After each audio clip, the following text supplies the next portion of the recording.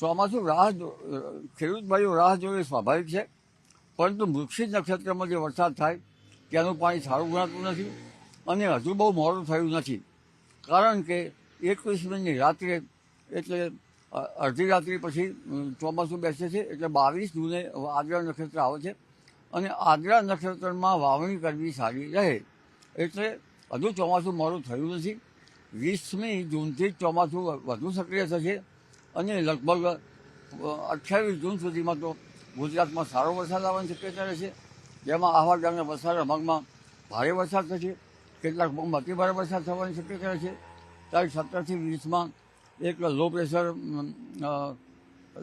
અરબ સાગરમાં બનશે અને મુંબઈ મહારાષ્ટ્રના ભાગોમાં પણ તારીખ 20ની આસપાસ ભારે વરસાદ થવાની શક્યતા રહેશે. અને આ જ અરસામાં દક્ષિણ ગુજરાતના અન્ય ભાગો જેમ કે સુરત પણ ભારે વરસાદ થવાની શક્યતા રહેશે. અને તારીખ 28 જૂન સુધીમાં દક્ષિણ સૌરાષ્ટ્રના ભાગો, જુનાગઢ ઉપરાંત લગભગ કાઠિયાવાડના ભાગો, ભાવનગરના ભાગો અને મધ્ય સૌરાષ્ટ્રના ભાગો, સોરઠના ભાગો, હાલારના ભાગો એટલે કે પશ્ચિમ સૌરાષ્ટ્રમાં જામનગરના ભાગોમાં પણ સારો વરસાદ થવાની શક્યતા રહેશે. અને કેટલાક ભાગમાં ભારે વરસાદ તો કેટલાક ભાગમાં અતિ ભારે વરસાદ થવાની શક્યતા રહેશે.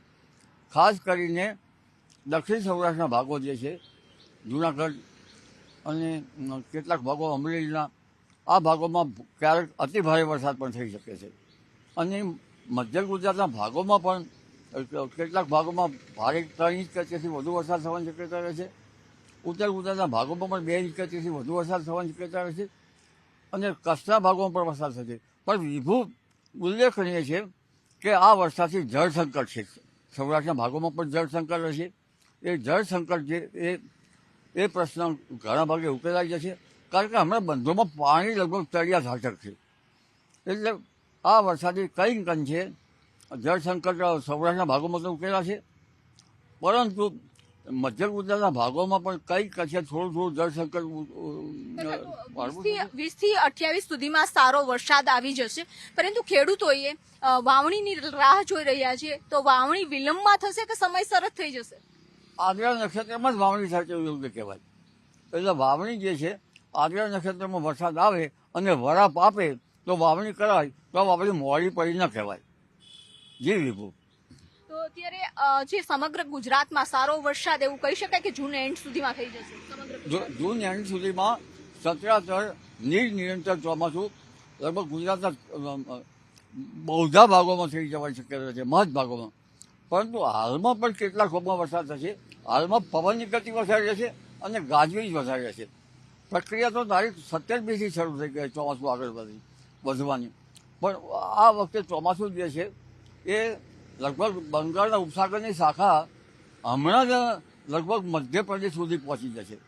હમણાં લગભગ છત્તીસગઢના ભાગો ઉપરાંત મહારાષ્ટ્રના દક્ષિણ ભાગો અને અન્ય ભાગોમાં તો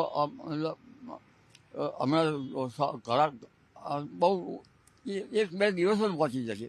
અને આ બંને શાખાઓ મર્જ થતાં ગુજરાતમાં સચરાચર વરસાદ થવાની શક્યતા રહેશે. જેની શાખા વધુ કાર્યરત છે ગુજરાતના ભાગોમાં, મધ્ય ગુજરાતના ભાગોમાં અને ઉત્તર ગુજરાતના ભાગોમાં, કચ્છના ભાગોમાં કાર્યરત છે. એટલે બંને શાખાઓનું જોર છે. એટલે આ વખતે વિભુ સારો વરસાદ થવાની શક્યતા છે.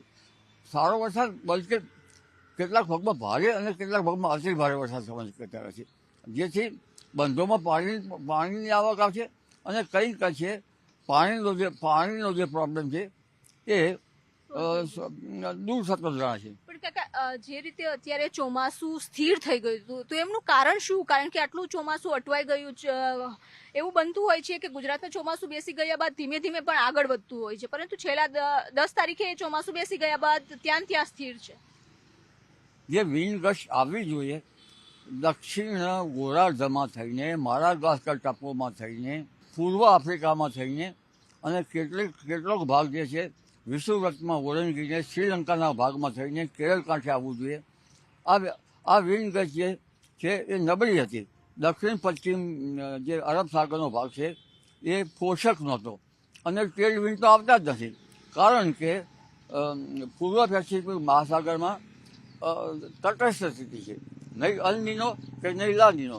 જ્યારે લા નીનો થાય ત્યારે જ તેજ પવનો ફૂંકાય અને ઉપલા લેવલના વાદળો થાય.